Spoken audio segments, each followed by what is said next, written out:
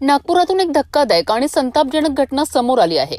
ढोल ताशा पथकाच्या माध्यमातून ओळख झालेल्या एका युवकाने विश्वासघात करत युवतीवर अत्याचार केल्याची गंभीर घटना उघडकीस आली आहे। मिळालेल्या माहितीनुसार नागपुरातील एका ढोल ताशा पथकात सहभागी असलेल्या युवतीची त्याच पथकातील एका युवकासोबत ओळख झाली। ही ओळख पुढे प्रेम संबंधात रूपांतरित झालीत। याच विश्वासाचा गैरफायदा घेत या युवकाने युवतीला एका हॉटेलमध्ये नेले।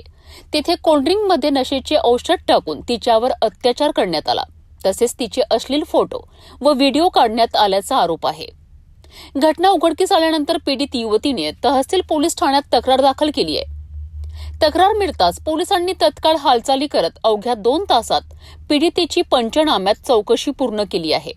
पीडितेच्या तक्रारीवरून संबंधित आरोपी विरोधात गंभीर स्वरूपाचा गुन्हा दाखल करण्यात आला आहे।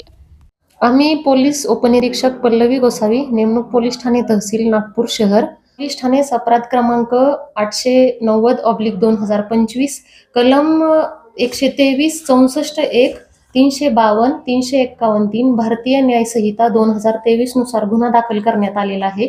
सदर गुन्ह्यातील पीडिता ही ढोल ताशा पथकामध्ये तिची एका आरोपीसोबत म्हणजे मुलासोबत ओळख झाली। त्या ओळखीचं रूपांतर प्रेमामध्ये झालंय, तर ते एकमेकांशी बोलू लागले।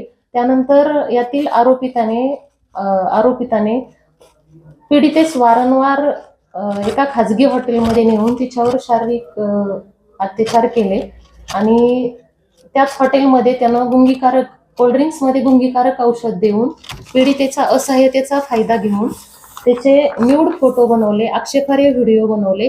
त्यानुसार पीडितेला वारंवार धमकी देऊन तिला जीवे मारण्याची धमकी देऊन धमकावून तिच्याबरोबर शारीरिक संबंध केले। तशा ह्याच्यावरून पोलीस ठाणे सदरचा गुन्हा दाखल करण्यात आलेला आहे। याचा तपास आम्ही स्वतः करत असून यामध्ये काल दिनांक 29/12/2025 रोजीच आरोपीस तात्काळ अटक करण्यात आलेली आहे। आज आरोपीस कोर्टासमक्ष हजर केले। त्यानुसार माननीय न्यायालयाने आरोपीचा 4 दिवसाचा PCR मंजूर केलेला आहे।